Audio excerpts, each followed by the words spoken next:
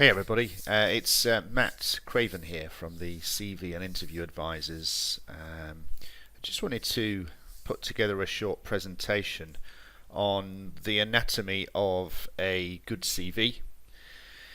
And this really applies to contractors, interim managers, and also other forms of portfolio career people, such as non-exec directors and so on and so forth. But there's a lot of advice out there on how to put together your CV. There's lots of different formats available. I just thought I'd talk you through some innovations and techniques and methodologies that we've developed, and give you our view on what we think a good CV looks like. So what we've got on screen here is a kind of mock-up of my CV. The content is nothing to do with me. Obviously, we've got to keep people's confidentiality, and we've got things like GDPR to worry about. So we can't use real life CVs, but what we can do is we can take bits of information from here and there and put it all together. Everything in here is completely anonymized, but it'll give you an idea of how we structure it and what we're trying to do. So just go through this bit by bit. So you'll see at the top here, we've got my name, Matt Craven, and after that we've got, and I based this on a interim finance director CV. I mean, it wouldn't matter what we'd based it on because the theory is the same. But what we're trying to do is to put exactly what we are straight after your name. And one of the reasons we do that is because the recruitment software that exists in the marketplace is looking for what you are. So if we tell it what you are, it can't go wrong. And we do that in two places. We do that right after your name, and then we also do that in the first line of the CV. You can see here we put a SEMA qualified interim finance director. But this also works for not just machines and recruitment software, it works for humans as well, because a recruiter wants to know really early on in the CV that you are an appropriate candidate for the job, or put another way, if it's going to a client, and there might be a recruiter involved, even if it's contract or NED or interim recruitment. In fact, in many scenarios that's the case. But whoever's looking at this CV is going to have a role in mind, and they're going to be looking for a XYZ. So they're looking for an XYZ, you've got to tell them you're an XYZ. We call this the cheap red shoes theory, on the basis that if we were to go out tomorrow and decide we wanted to buy a pair of cheap red shoes, we can go online and type in buy cheap red shoes. If a little advert pops up that says we sell shoes of all shapes and sizes, well, that might include cheap red shoes, but it hasn't been specific enough. If another little advert pops up that says we specialise in selling cheap red shoes, that's the one we're going to go and look at. Really simple and straightforward. But if you've ever done any marketing online, you'll know that that's exactly how you should target adverts at people. If you're doing any Google AdWords marketing, that's what you do. You kind of figure out what phrases and terms people have in their head, and you try to put them in your adverts so that there's a match. It's the same with recruitment. If I'm looking for a finance director, I want to know you're a finance director. If I'm looking for an IT infrastructure manager, I want to know you're an IT infrastructure manager. If I'm looking for a let's say a software developer that specialises in .NET, I want to know that you're one of them. It doesn't matter what it is. You've got to be specific. If the job description is saying, we're looking for an XYZ, you've got to tell them that that's what you are. So it's pretty straightforward.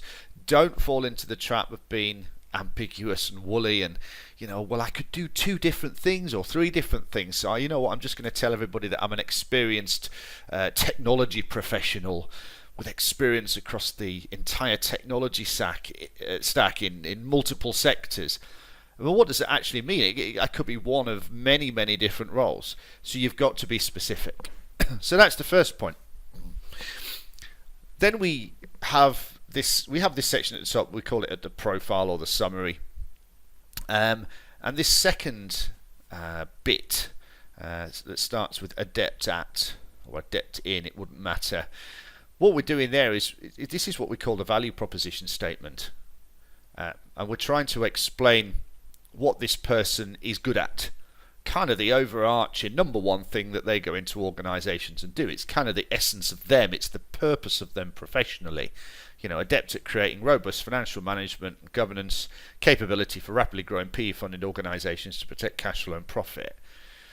That kind of does what it says on the tin, right? We know what this person does. We know what value they bring to the table. So that's why we call it a value proposition statement.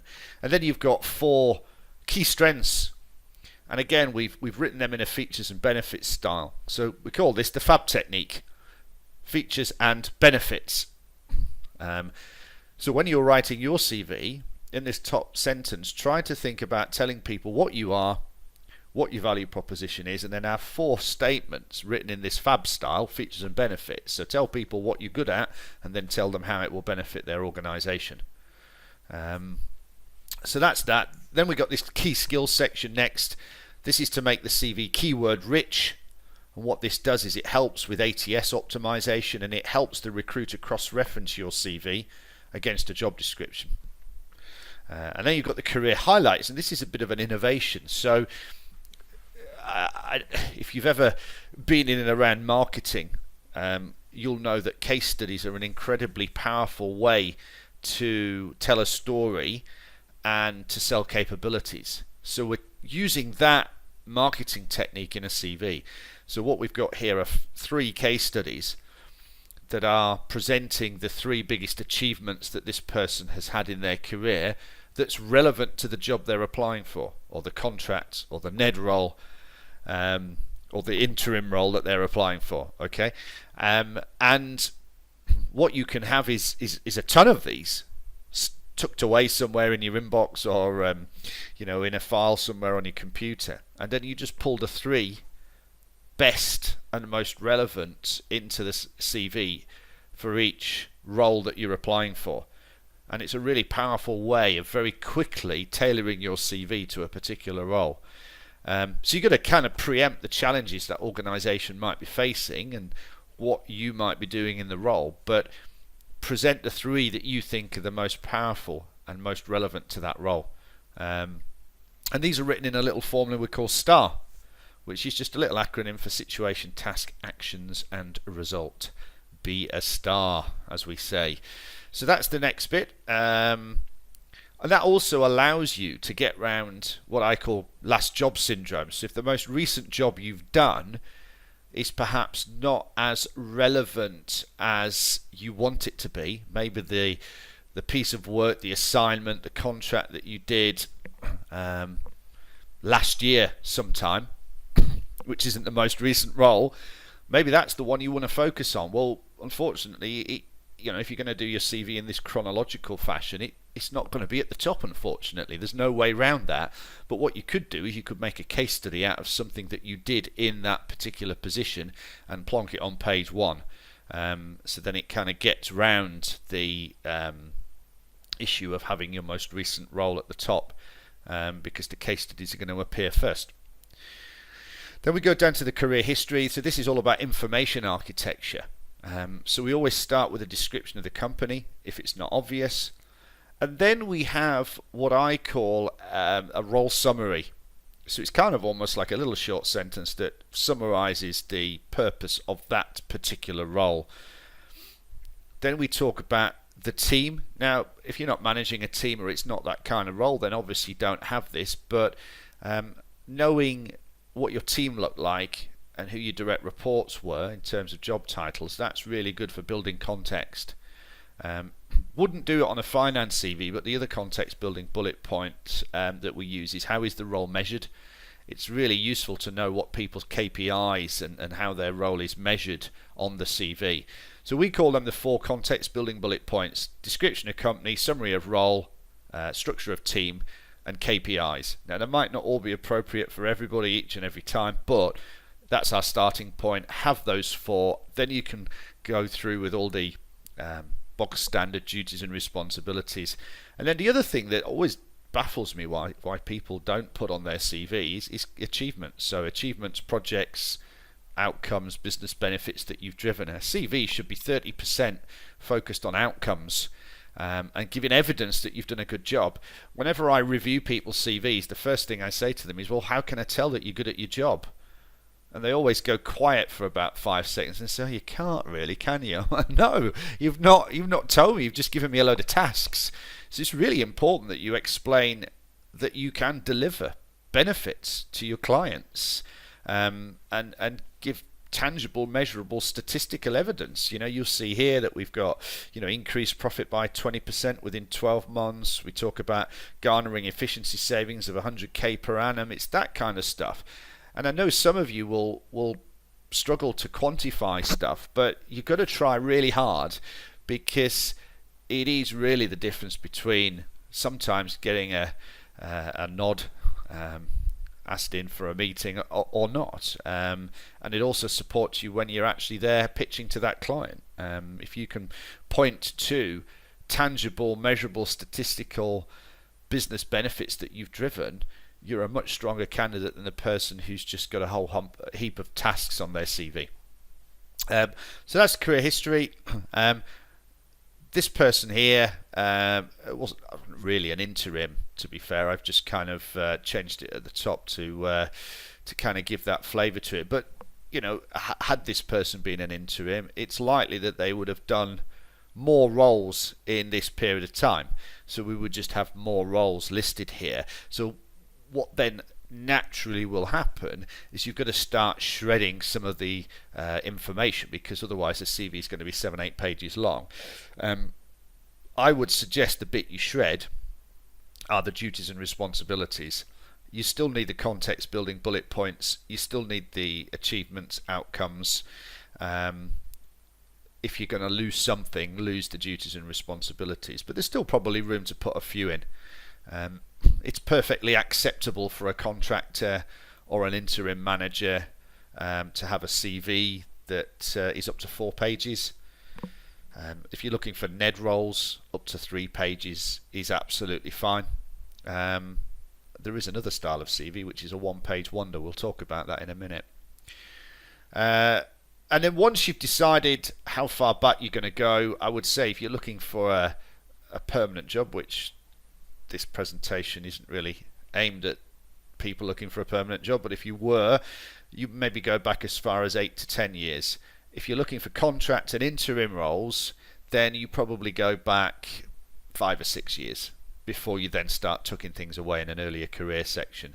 If you're looking for NED roles, it's probably more like a permanent CV in terms of length and how far back you would go.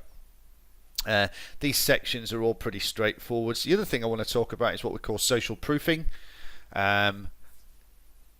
People, when they go on holiday or book a hotel or buy anything these days, we want to look at reviews, don't we? We want peer reviews, social proof that the hotel's all right, that the restaurant we want to go to is pretty good, that the holiday resort we're thinking about booking is not riddled with cockroaches.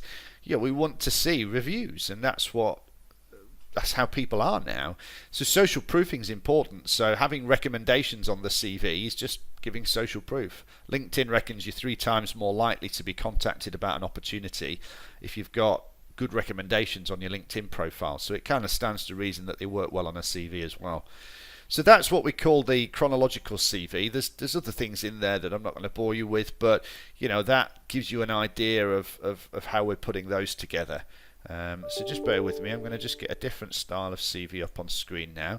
So if you are a experienced contractor or interim manager, you might just have absolutely tons and tons of assignments under your belt, and the CV starts getting quite unwieldy, especially if those assignments overlapped. If you were working for 2 clients at the same time, then the chronology starts to fall down pretty quickly. So there is a different style of CV that you could use. which we call the case study style CV.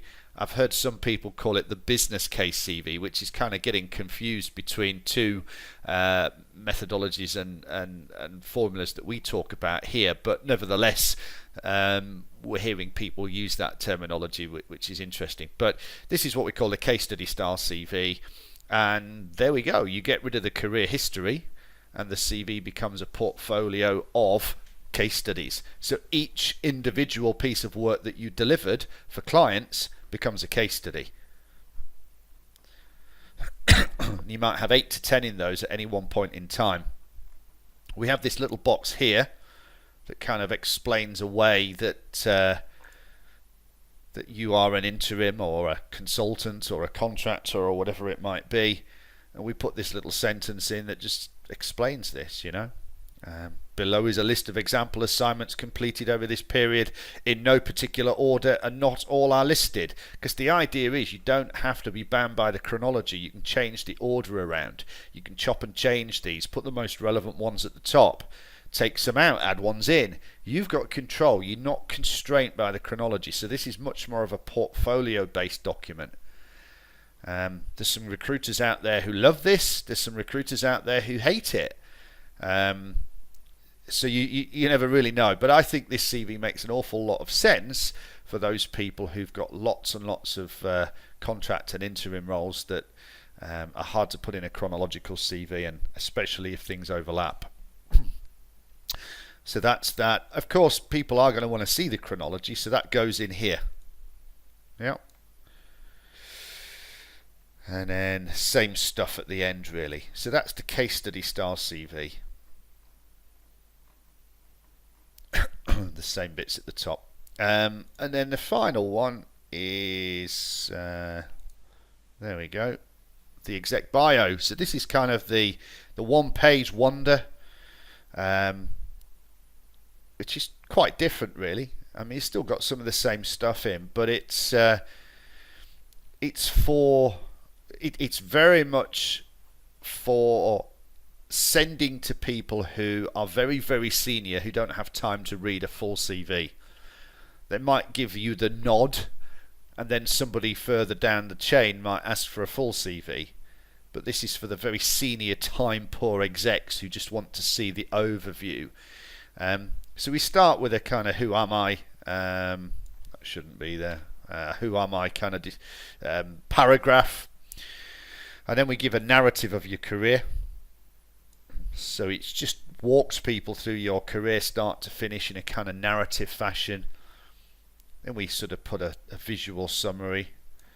Still got 3 case studies in here. And then we finish off with a social proof. And that's kind of all you need to do. You know, it's not designed to be a complete CV. It's just not the point of it. It's just there as a taster, really. If someone wants to see the entire career history, then of course they can request that through a full CV.